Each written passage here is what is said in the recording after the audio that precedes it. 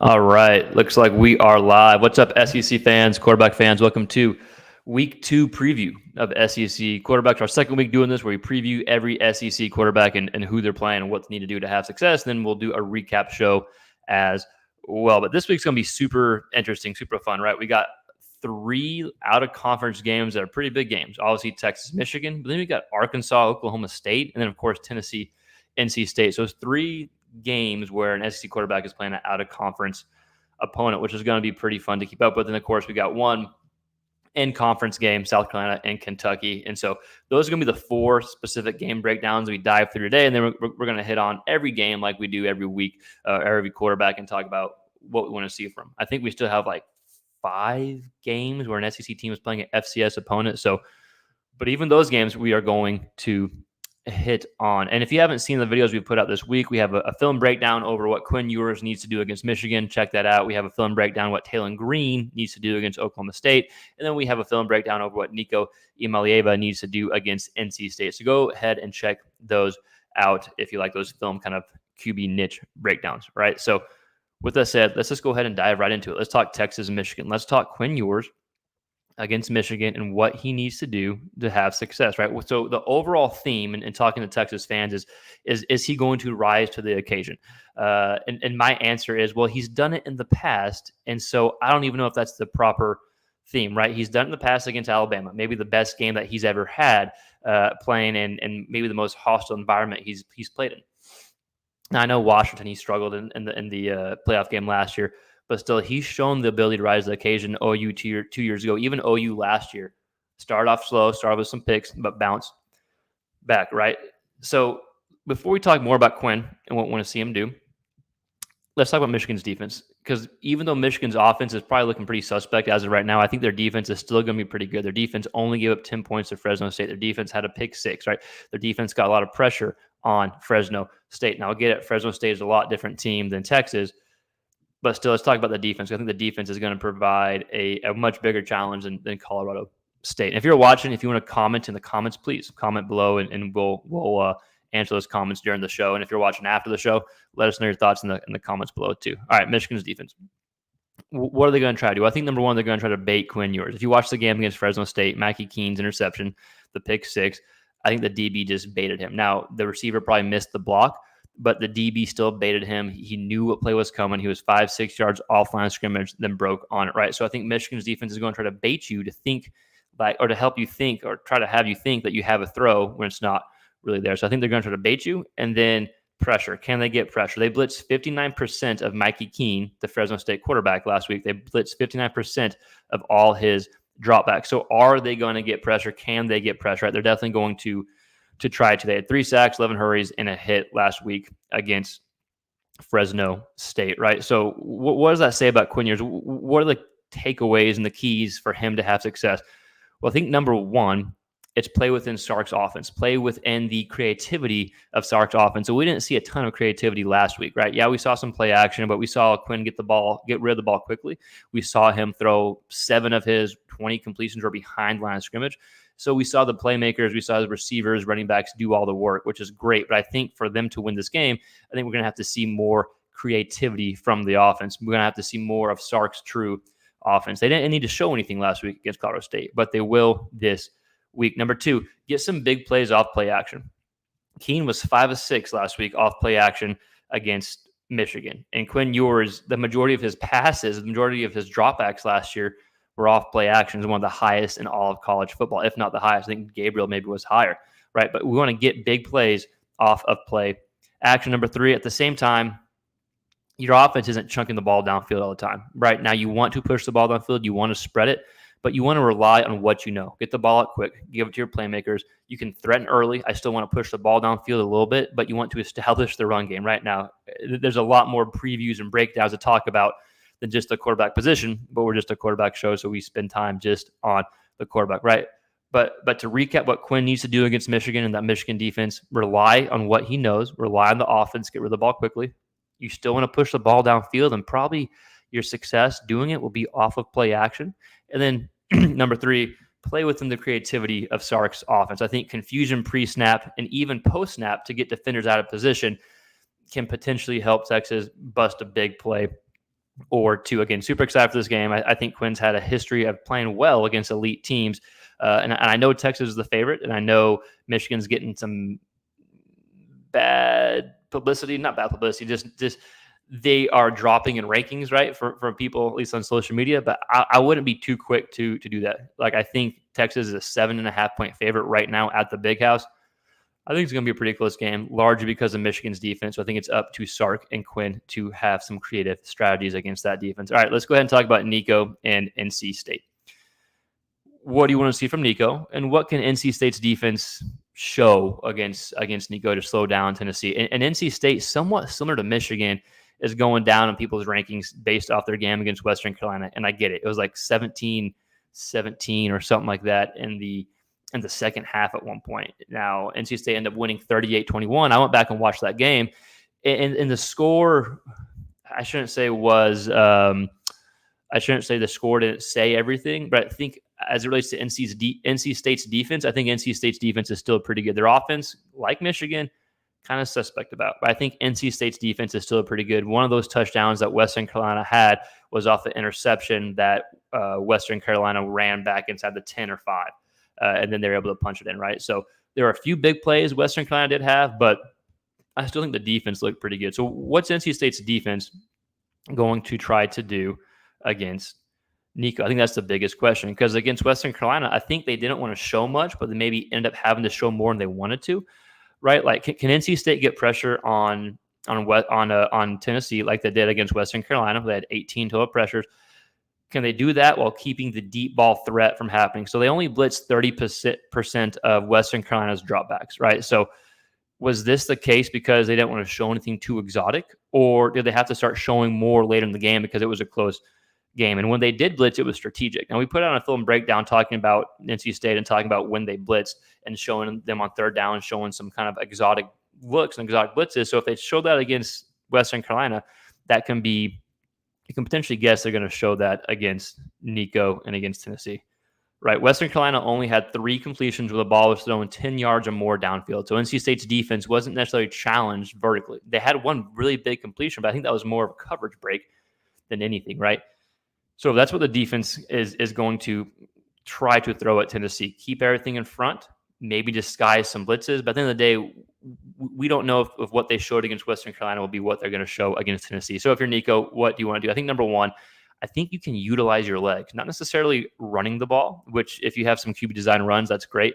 But I think throwing outside the pocket. The film breakdown, we broke down Western Carolina, one of their passing touchdowns, the quarterback was rolling outside the pocket. I think Nico, being the athlete that he is, can put a threat on the defense, right? So number one, utilize your legs. Number two, be good when the defense drops 7 or 8 guys, which they may do, right? Like I said, that's the biggest question. Are they going to blitz more, or are they going to drop guys in the pressure more and try to confuse Nico? I don't know. I think that's the biggest question. But when they do drop 7 or 8 guys, you want to continue to be good. 80% of Nico's dropbacks against Chattanooga, the defense dropped 7 or 8 guys. They had not blitzed, and he was 19 of 23 for 263 yards and 11 yards per attempt. So he was able to dominate Chattanooga when they dropped 7 or 8 guys. Can he dominate NC State or play as good as he did against Chattanooga when NC State dropped 7 or 8 guys? Number 3, excuse me, set up the deep ball off play action. Nico was 14 of 18 for 246 yards in the air, 3 touchdowns, 13.7 yards per attempt off play action. It's not uncommon for more of your bigger plays to be off play action. But for example, Nico's dropbacks where he didn't throw off play action, he was 6.8 yards per attempt. So it's a pretty big difference. That's almost double the amount of yards per attempt off play action. So set up the deep ball off play action. And then number 4, maybe the most important one, something you want to do starting off the game, quick and decisive decisions. You want the ball out quick, run and manage the offense. And then, in my opinion, this will set up the rest of the game. This will set up some deep shots. This will set up how you utilize your legs, right? But quick and decisive decisions against NC State. Again, I don't think NC State is as bad as people are making them out to be, right? Again, if you have any comments, you have anything to talk or add, any SEC QB questions, let us know in the comments below. We got 2 more big games we're going to dive into, and then we'll hit on everyone else in the SEC and talk about their matchup, right? And again, we put out several film breakdowns over the biggest games this week as far as it relates to SEC quarterbacks. So go back and watch those videos. Okay, let's talk about Arkansas and Oklahoma State. Where are we at? Let's talk about Taylen Green, what we think he needs to do, and then Oklahoma State's defense. This is a game I'm really intrigued by, right? Like going into the season, I picked Oklahoma State to win this game already, right? But after seeing Arkansas, after seeing Oklahoma State against week 1, I don't want to take too much away. I don't want to say I'm buying into the hype per se, but if Taylen Green if he reaches his potential, if he reaches his ceiling, they should beat Oklahoma State. So I may be backtracking a little bit as far as what I thought about Arkansas early in the season or before the season started, right? But let's talk about Oklahoma State's defense. That they faced South Dakota State this previous week, FCS team, but that quarterback was the best quarterback in FCS last year, arguably. I think he won the Walter Payton Award, if I'm not mistaken. Regardless, he's one of the best quarterbacks in the FCS. They were able to get a lot of pressure on South Dakota State. 18 total pressures, 2 sacks, 13 hurries. They had some hits on him, but the quarterback was 20 of 36 for 264 yards, 2 touchdowns, 1 pick. The biggest takeaway I had was the ability for Oklahoma State to get pressure on South Dakota State's quarterback without having to blitz. They only blitzed 15% of the passing plays of South Dakota State. So only like 6 of the 39 dropbacks, if my math's correct, they blitzed, but they were still able to get pressure, right? So are they going to attack Arkansas the same way? I don't know. But going off that, if they drop 7 or 8 guys, they're going to try to force Taylen Green to make a mistake, right? That's how I think they're going to defend Arkansas, because I don't think they know what Arkansas is going to show. I think Arkansas is going to show some spread. I think they're going to be under center some, maybe show some I formation type look, because we saw a little bit of that against UAPB from Arkansas. But Taylen Green, what are the keys? So number one, I want to run first. I want to use those legs. I want to establish that, hey, I'm the best athlete on the field, at least when the defense is on the field for Oklahoma State and when the offense is on the field for Arkansas. I want to establish that I'm the elite athlete on the field. I want that to be in their head the entire game, that if I take off, if I start running the ball, a big play could happen. I want them thinking about that. That's number one. Number two, I want to throw off play action, similar to the past 2 quarterbacks we talked about, right? But Taylen Green had success off play action in game 1. Again, it is UAPB. I get it. But he had success off play action. And by Petrino, it's a staple for him. Set up the deep play by using play action, try to confuse the defenders, get them out of position. Last week, Taylen Green was 6 of 8 for $142, 2 tutties, and 0 picks off of play action. He was obviously comfortable in play action. Only 20% of South Dakota's dropbacks were off play action, but it was successful, right? That may have been the stats for South Dakota's quarterback, actually. I apologize for that. But regardless, if you're Taylen Green, you want to have success in big plays off of play action like the South Dakota State quarterback did last week. The number 3, don't force it. Take the checkdowns. Like we talked about, Oklahoma State's going to try to lure you into making a mistake, right? Now, they could still bring some pressure, try to confuse you, but they're going to try to bait you into making a mistake. So take the checkdowns. Don't force it. This is how you keep drives alive, number 1. This is how you improve your accuracy, number 2. And this is how you avoid trouble, number 3, not giving them the ball. Alan Bowman, the quarterback for Oklahoma State, I think threw like 15 picks last year. Let him make the mistake. If you're Taylen Green, if you're Arkansas, let him make the mistake, right? All right, let's keep going on with the next kind of big game I want to talk about. And that's South Carolina and Kentucky. I think these 2 quarterbacks are very intriguing to me. It's their second start each, right? Brock Vandagriff for Kentucky and Lenore Sellers for South Carolina. And while it was their first start last week, they both had 2 different type of performances, but also not nearly enough footage, not nearly enough runway to have a true opinion, I don't think, right? I think we need more game footage. I think we need more runway for them to play to really have an opinion. But still, we got 1 game to go off of, so that's what we will go off of. So let's talk about Lenore Sellers first, the South Carolina quarterback. My big question is, will he perform better than he did against ODU? Now that his feet are wet, now that he's seen live bullets for a consistent full game, will he perform better against Kentucky than he did against ODU, right? Like, where does he need to improve the most? Well, pretty much everywhere as it relates to the passing game. But at the same time, let's stay on the positive side, because we did see some good things from Lenore Sellers, right? We saw his athletic ability, truly one of the best athletes on the field, and we did see his strong arm. If you're a South Carolina fan, you'll remember, but I think it was first or second quarter, he threw a deep ball that ended up being dropped, and it would have got called back regardless because of a flag, but you saw his arm, right? So I want to spread the field. Even if you don't hit early, at least take a shot or 2 so Kentucky's defense has that in the back of their mind. So against ODU, he was 10-23 for 86 yards, 2 tutties, 0 interceptions, but I think it's positive. Excuse me, positive. I can't talk.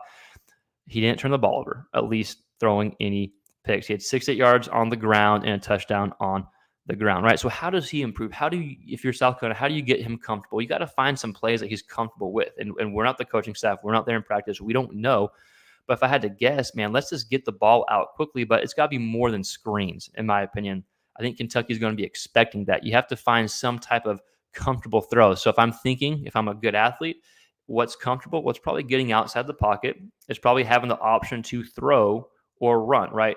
Again, could be wrong. We're not in practice. But if I'm the coaching staff, if I'm just some random YouTuber talking about him, which I am, that's what my thoughts go to, right? But regardless what it is, get him comfortable. Find plays that he's comfortable with. Find ways that you can have success throwing the ball, throwing some intermediate type throws. Last week, or against ODU, he only had only had 3 completions beyond 9 yards. 7 of his 10 completions were 9 yards or less, with 3 of those being behind the line of scrimmage, right? So yes, he can improve, but to win, I think they're 10-point underdogs right now to win.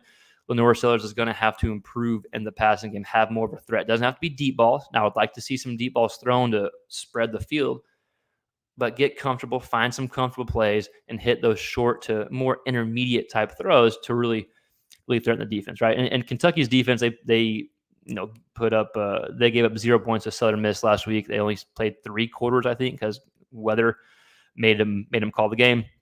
But in 3 quarters, they had 2 interceptions off of Tate Rodemaker, the old Florida State quarterback. So they forced interceptions. Again, only 3-ish quarters, but you can bet Kentucky is going to try to force interceptions from Lenore's Sellers, right? It just comes back to Sellers' improvement. Like, he didn't look comfortable with his receivers. They weren't on the same page, but at the same time, it was week 1. So I think you have to have some grace and allow for some development to happen, right? So that's the biggest theme I want to see from Sellers is development. Let's just see development in week 2. If you see some development, you should be in the game when the fourth quarter comes along, right? Development, taking care of the football. All right, Brock Vandergrift.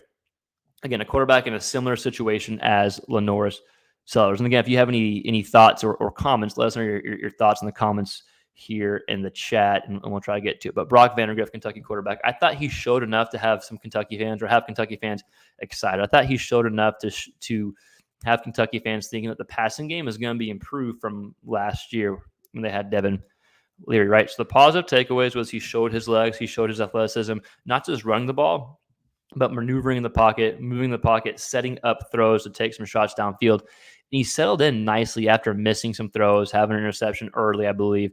He settled in nicely and showed some good things, right?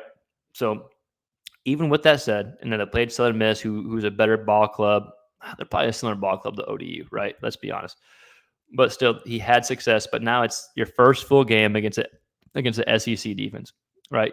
I think for Kentucky to have that continued success, you need him to be comfortable and almost be in quote-unquote mid-season form for South Carolina coming in. Because even though Kentucky's a 10-point favorite right now, it's just so early in the season still, right? But I think for Kentucky to have the handle, to have the advantage, you want to see Brock in mid-season form per se. So let's talk about what we want to see him do, right? Because he was 12 of 18 for $169, 3 tutties, and 1 interception. Again, the game was called short, but something he did well on was pushing the ball downfield off play action. He was much more comfortable off play action, which is common for a quarterback, especially breaking him in, trying to get him to feel comfortable. But he was 5 of 8 for $105, 3 tutties. 1 touchdown off play action, but his yards per attempt were 13.1. Yards per attempt not using play action was 5.1. So almost more than 2 times, kind of pushing 3 times the yards per attempt, which, again, it's more common to have your deep throws off play action, get the defense out of position. But that's still a big variance, right? So if I'm South Carolina, if I see him drop back, I'm not that scared of the deep ball right now. If I see him go off play action, that's when I'm thinking, hey, that's where he's comfortable pushing the ball downfield. So that's what I'm going to start doing, right? Brock still had 5 passes behind the line of scrimmage that were completed. So 5 of his 12 completions were behind the line of scrimmage, right? So I'm not saying if it's bad to have those short completions. I think it's good. I think to get settled in, I would still encourage Brock, if I'm the OC for Kentucky, still encourage those type of plays, right? Get screens to get comfortable. I would use screens and use his legs to slow down the potential pass rush, which South Carolina's defense did show against ODU, and we'll get to that in a second. But I would use those two type of plays to slow down the pass rush, right? So Brock Vandagriff showed enough to be excited for last week, but you want to see it against the SEC defense, and we want to see him stay comfortable with play action, but can he continue to develop without the use of play action, use the screens to get comfortable, use his legs to get comfortable early in the game, and just slow down South Carolina's pass defense? Because their pass defense, they dominate ODU. They forced several big turnovers. They had the interception off Grant Wilson, and also they forced a big fumble inside their own 5-yard line that led to a touchdown. They had 25 pressures on ODU, right? So I don't even know what Grant Wilson, the ODU quarterback, stats were, but 25 pressures, 8 sacks, 6 hits, 11 hurries.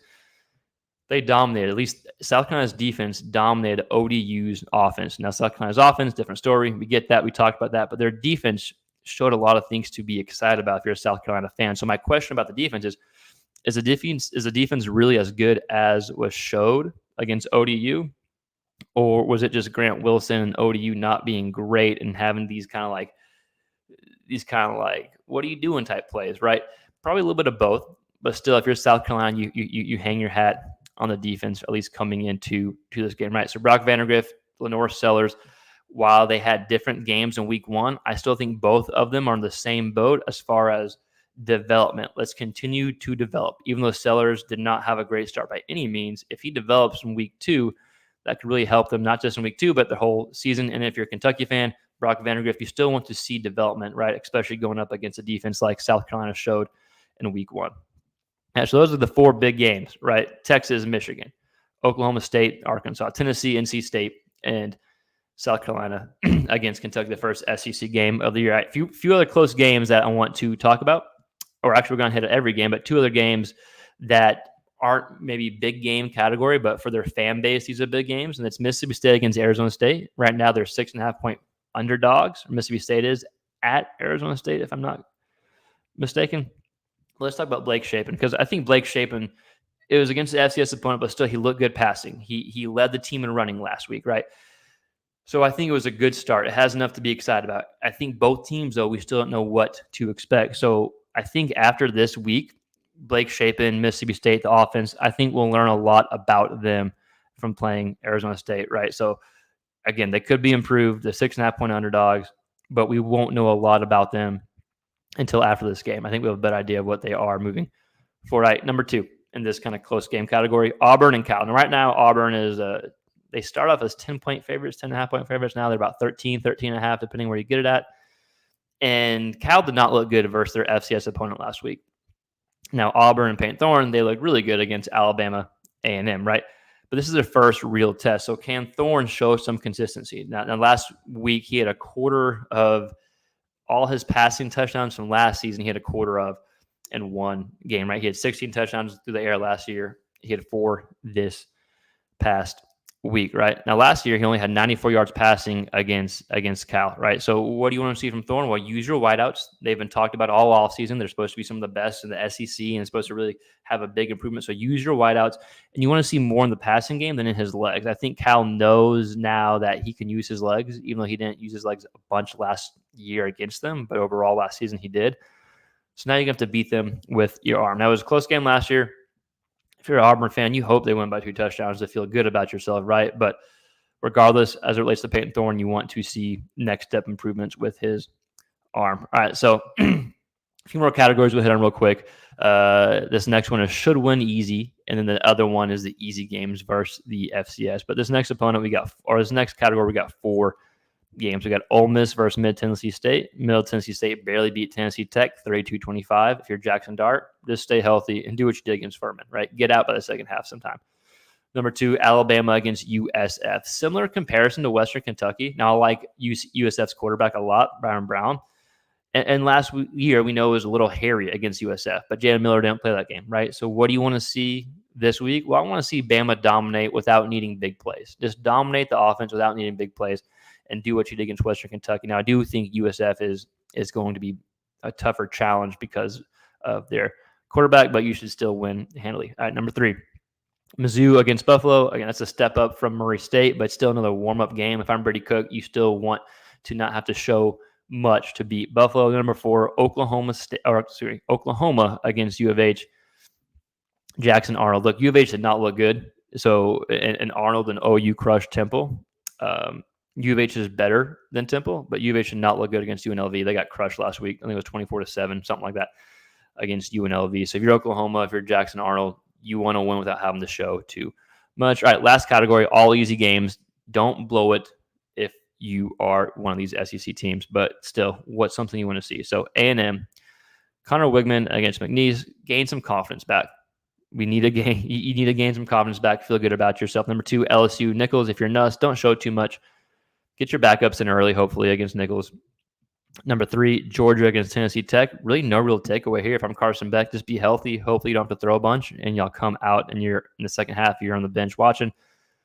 Vandy against Alcorn State. If you're Diego Pavia, avoid any drop-off. I'm all in on Pavia. I think he's a stud, but you want to avoid any drop-off. You want to avoid any potential upset, right? Don't buy into the hype. Just keep chugging along. Then Florida versus Samford. Is Graham Mertz healthy? I don't know yet, right? Is it going to be Mertz or Lagway? I really don't know. The program's a mess right now. I get it. But regardless who's at quarterback, regardless what the health is, as a team, you need some confidence. So hopefully this is a confidence game for Florida. All right, SEC fans. Again, if you made it this long, you're a true SEC junkie, true quarterback junkie. No comments that we've had. We're kind of a small live show, but we put out a lot of SEC content throughout the week. So if you like SEC quarterbacks, please like, share, and subscribe. It does help. Let us know your thoughts in the comments below about your team, what you want to see more of next week. Again, like, share, subscribe. It helps. Keep following us along. We'll see you next time. Peace.